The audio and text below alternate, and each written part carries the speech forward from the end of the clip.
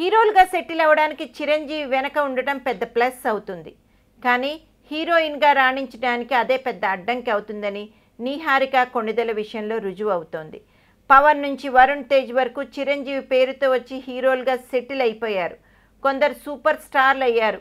కోట్లాది అభిమానులు ఉండటంతో చిరు ఇంట్లోని కుర్రాళ్ళకి హీరోలుగా నిలదొక్కుకోవడం ఈజీ అయిపోతుంది. తాజాగా ఒక ఇంటర్వ్యూలో దీనిపై మాట్లాడాడు చరణ్. మా అమ్మ మోస్ట్ హ్యాపీయెస్ట్ లేడీ. నాన్న 30-40 మంది హీరోయిన్లతో పనిచేశారు. కానీ అమ్మని ఎప్పుడూ ఇబ్బంది పడనివ్వలేదు.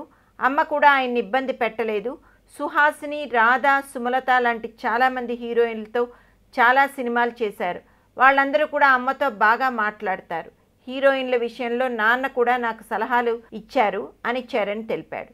మిగతా ఏ ఫ్యామిలీ నుంచి రానంతమంది సక్సెస్ఫుల్ హీరోలు చిరు కుటుంబం నుంచే వచ్చారు. అయితే ఈ ఫ్యామిలీలోని అమ్మాయిల్ని తెరపై చూడాలని అభిమానులు కోరుకోవడం లేదు.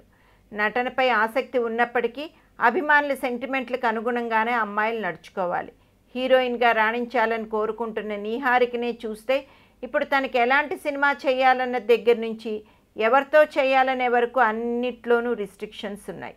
ఏ కథ ఓకే చేయాలన్నా కానీ ఫ్యాన్స్ హర్ట్ అవుతారు అంటూ తనని వెనక్కి లాగేయడంతో గౌరవప్రదమైన పాత్రలు మాత్రమే నీహారిక పిక్ చేసుకుంటోంది.